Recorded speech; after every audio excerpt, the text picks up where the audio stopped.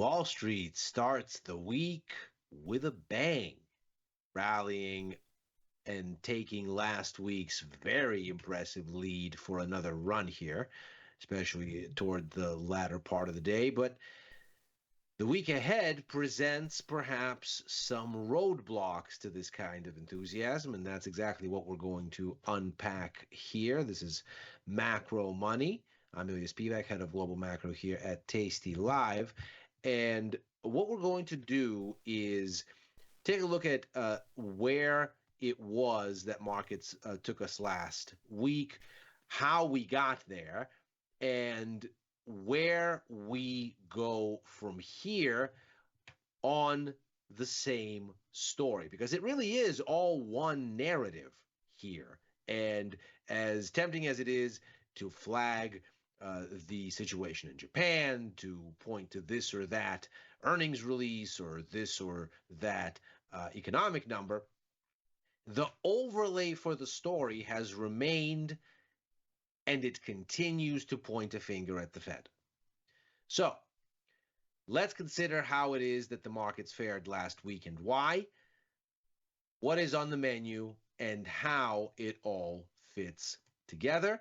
First, a look at the performance. Obviously, last week, a blistering one for stock markets, 3.9% added on the S&P 500, 5.3% on the NASDAQ, the single best week for stock markets this year. You'd have to go back to October 2023 for similar performance, and that was the bottom before the great 9-10 month rally that we've since enjoyed kicked off. Late October, going into the Fed's November 1 policy meeting, is the last time that stock markets were this buoyant. And of course, that was the meeting where the Fed tellingly announced to markets that it was done raising rates and its next move would probably be a cut at some point. That was the narrative shift that gave us the subsequent ripping rally through the rest of last year, through most of the first half of this year, and of course that now has us once again within reach of historic highs set in early July. The interesting thing here with this rally is it did not come with a dramatic reshuffling of interest rates. The 10-year down a little bit, the 2-year down a little bit, but the markets didn't aggressively reprice policy expectations, it would seem, last week, which is, of course, an interesting development, and we'll see in a moment exactly why that is so interesting, given how important that part of the story had been in taking markets lower. Crude oil down a bit, 1.7%, and of course continuing down as this week begins, seemingly around the idea that an imminent escalation between Israel and Iran is probably not on the menu, at least so it seems now.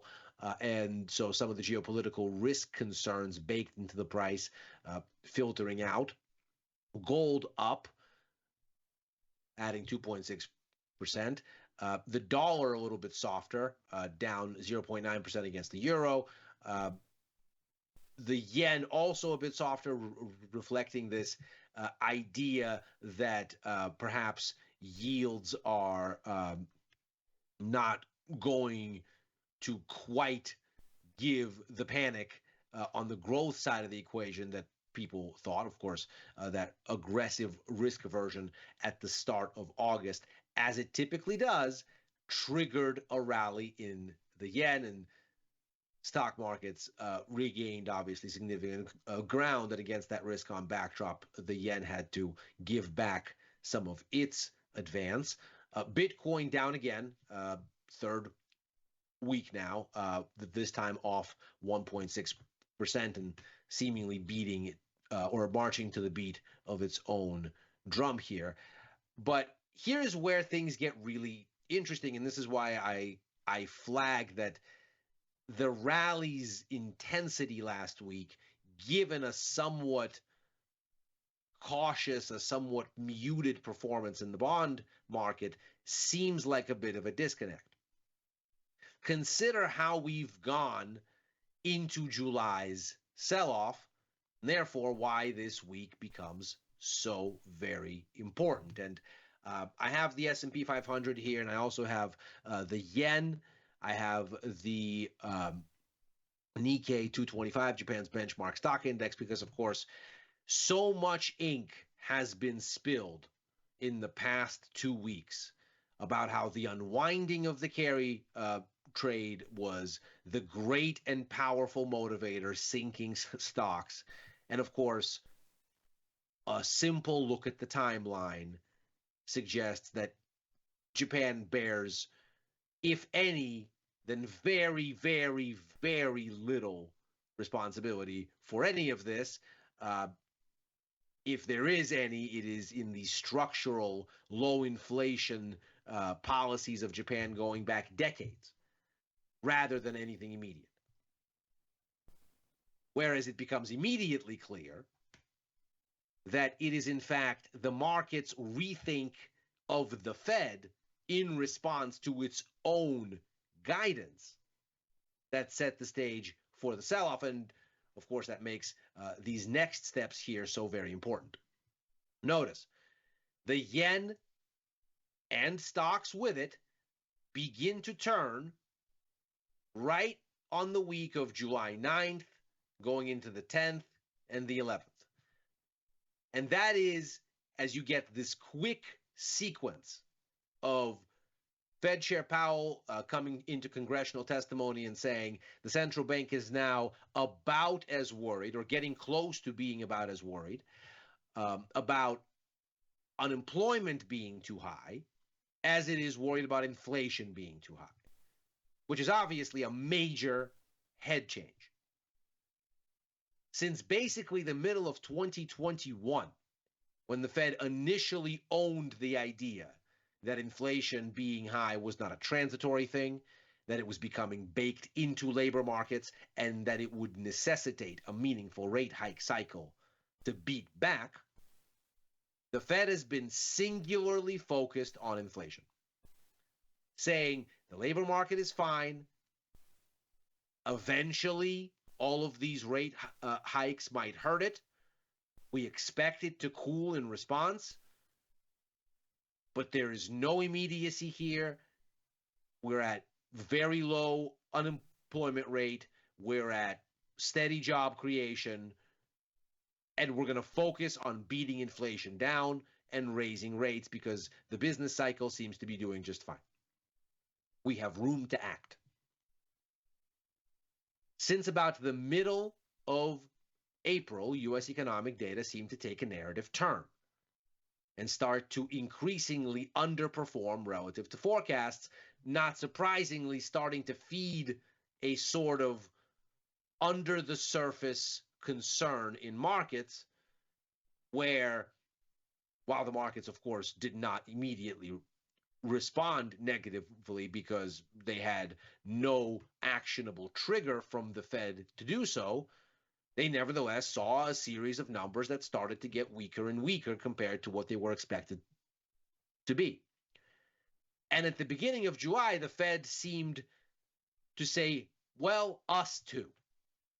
We also have been watching this economic data, and we too see that the business cycle finally seems to be turning. And so now we're not just going to cut eventually. We're not just comfortable waiting to cut while inflation gets closer in the direction that we want it to go. No, now we feel a sense of urgency because now we feel a level of concern about the unemployment rate overshooting where we want it to go. That obviously marks a very important head change for the markets. Within a day, it's followed by a disappointing U.S. CPI report, disappointing in that it comes in softer than expected, so relatively disappointing, as it were. And the market says, oh, okay, the Fed is now worried about growth and about recession risk, which is a different sort of thing than what we've heard for the past 9, 10 months. The Fed makes it official at the July 31st policy meeting. Notice the changes in the Fed's statement. They're very telltale.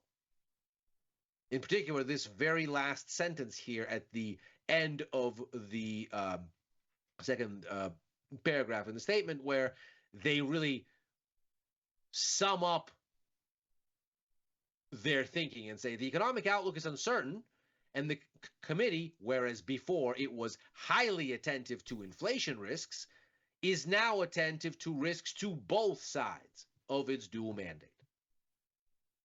So the Fed in writing says, yes, now we are actually worried unemployment might overshoot.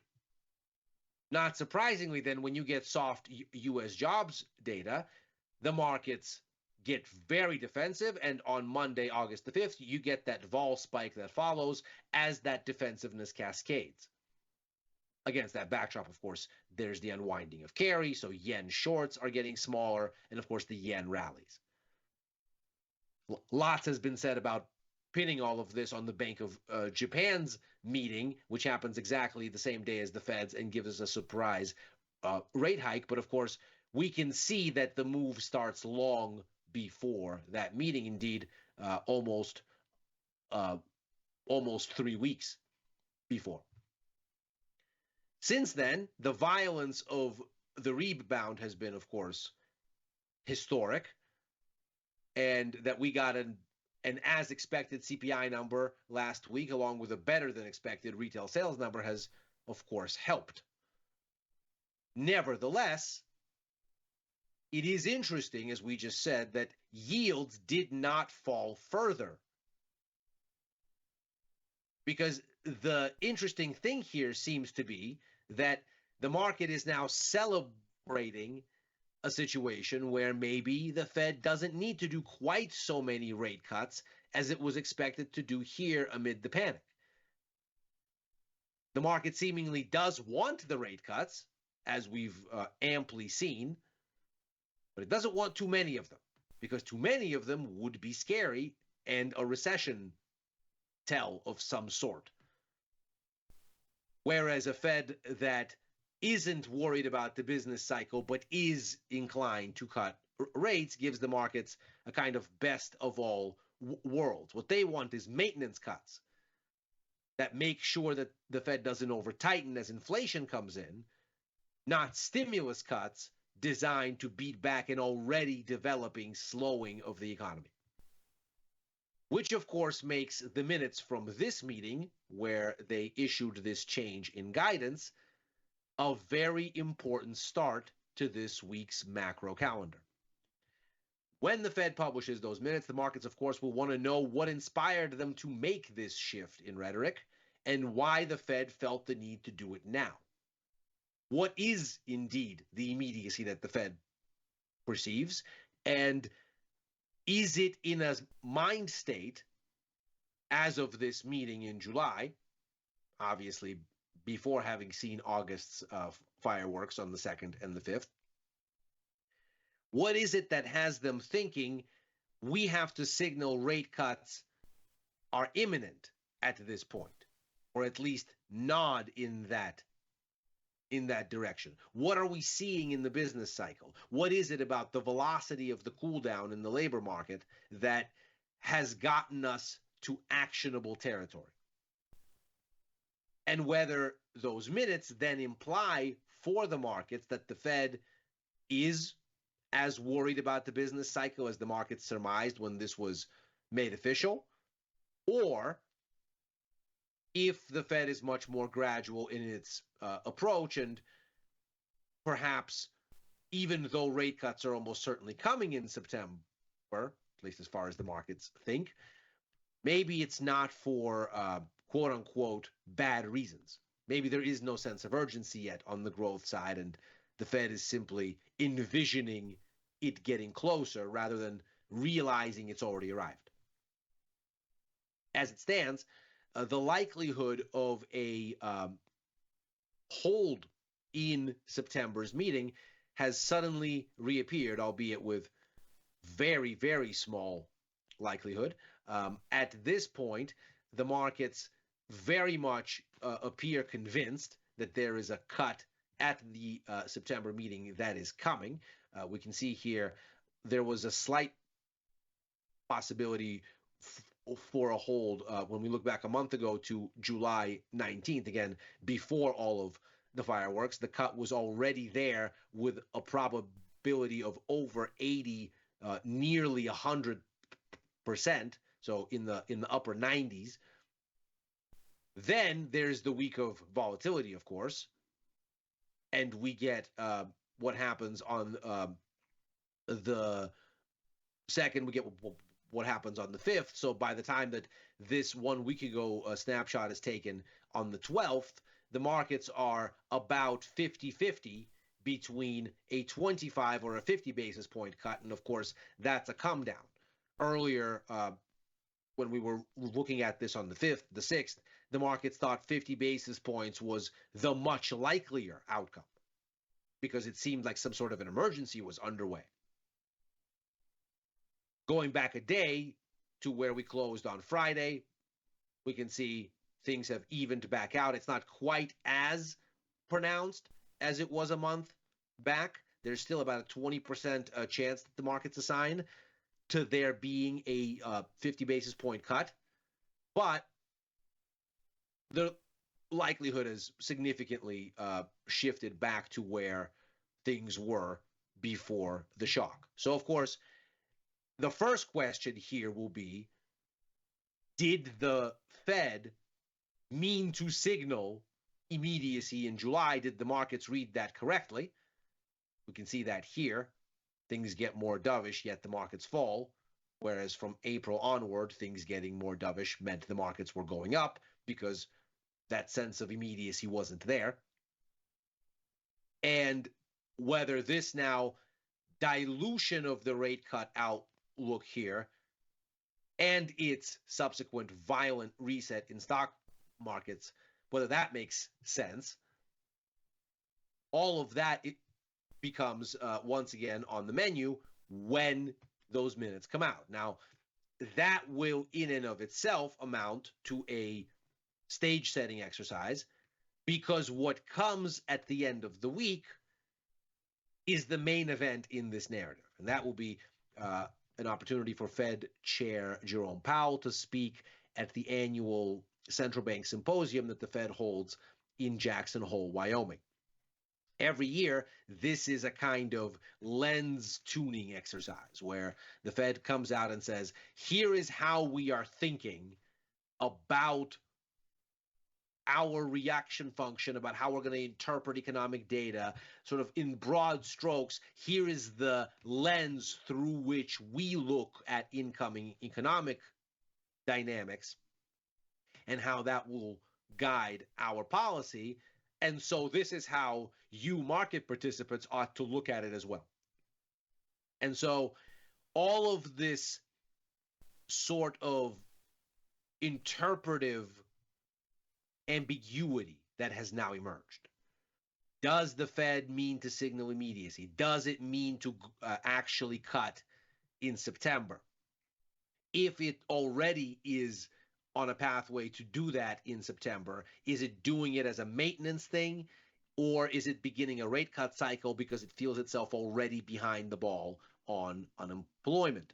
All of those things will be on the minds of investors as they pick apart what Powell says. Now, of course, the Fed chair is not in the business of talking himself into a corner, so he's not going to be perfectly frank or perfectly specific. But what the markets will want to see is, does the Fed feel like it needs to cut for unemployment reasons at this point, and then inflation will come around? Or does it still need confidence on inflation and has the room to wait to get it because unemployment is not deteriorating fast enough? That will be key. And the danger is that the Fed does not give enough to anyone. That it makes the situation with unemployment ambiguous enough that a rate cut is still on the board, and makes the situation with inflation ambiguous enough that supersized easing is off the board. And what the market starts to look at is a more gradual path that again makes the Fed at risk of missing the timeline on cutting quick enough to boost growth. And of course, we know that the markets already thought the Fed behind the ball when this whole effort kicked off in April and stocks came off their lows then. Because it was then that the Fed said, inflation isn't falling fast enough. We're going to have to hold higher for longer. Well, the market said, right, so what you're going to do is under-tighten in 2024. You can see here they had them baked for one cut. Now they're back to 3 here.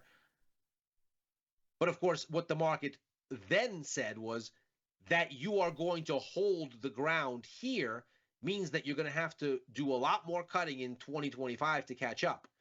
And the cumulative tally spread out. It wasn't until here that the market said, wait,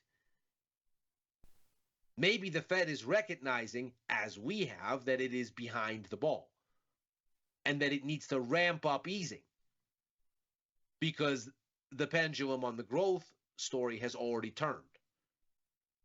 Now, maybe the markets were wrong and the Fed will prove out right in its confidence. We'll have to see. But as it stands, it was here in July that the Fed appeared to acknowledge a growth concern that dovish became bad. Whereas before that, dovish was good for risk sentiment. And so it is here now where another reset may well come. And if the Fed ends up giving the markets none of what they want, not the certainty of aggressive easing, nor confidence in the business cycle, with an emphatic the economy is fine kind of statement, then the markets may not get enough to cheer investors one way or the other. Now, as it stands here, we can see that by the end of December here, we have 3 cuts with at least 2 of them in by November and the third one here. And of course, there's some fuzz in this space here as markets figure out, is it a 50 basis point cut? Is it a hold in September and then a 50 basis point cut? But some way the markets find their way to 2 cuts by November. Not surprising given the recent dynamics that things are a bit mixed as it happens for September, because of course that 50 or 25 conversation remains. And then over the course of the next year, we can see that we are basically moving in equal increments. So by the end of the first quarter, we lose another 50 basis points, which means 2 more cuts. And by the end of the second quarter, we lose another 50 basis points. In other words, the remainder of the easing cycle for 2025 basically seems to be running at a clip of about 25 basis points per meeting or 50 basis points per quarter. So the market is clearly positioned for a dovish Fed that will continue in a steady pace to cut rates next year. And of course, what's more, since July's meeting, the curve has become more dovish. And since June's meeting, when the Fed said it was only going to cut once this year, it's become a lot more dovish. So that is the backdrop against which we are operating here. In between the FOMC minutes on Wednesday and the Jackson Hole speech for Jay Powell on Friday, we are going to get a set of global PMI numbers that will contextualize everything in the path of global growth. Basically say where the global business cycle is heading. This is a more timely approximation than perpetually lagged GDP numbers. And well, we can see a hodgepodge of outcomes here. For example, Eurozone expected to remain at standstill. Things in the UK expected to be basically unchanged. Things in the US expected to pick up some as the service sector gets a little bit stronger readings for August. The key here comes down to aggregates. We can see that for 2 months already, global growth has been slowing. We can also see that the global data story has given us increasingly disappointing outcomes relative to forecasts.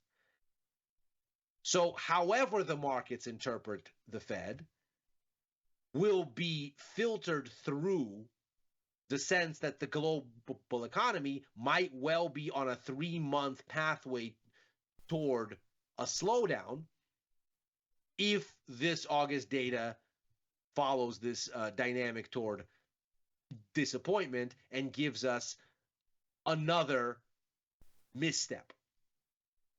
And that, of course, will animate whether the markets want to hear emphatic rate cut signaling from the Fed or whether they'll give them the benefit of the doubt as they look to slow walk the process. And that is macro money for today. We will, of course, dig into all of these things in more granular detail as the week progresses. As ever, we are here right after Overtime, a show that I co-host with Dylan Radigan and Chris Vecchio, looking at the Wall Street close and what may follow thereafter, Monday through Thursday. I'm on with Victor Jones for The Price of Truth on Wednesdays, back on with Chris for Futures Power Hour Fridays, on with Victor and Tom for First Call Sundays, writing for the news and insights portion of tastylive.com, and opining sporadically on the platform formerly known as Twitter at Ilya Spivak. Thanks very much for joining. Macro Money's back tomorrow. See you then.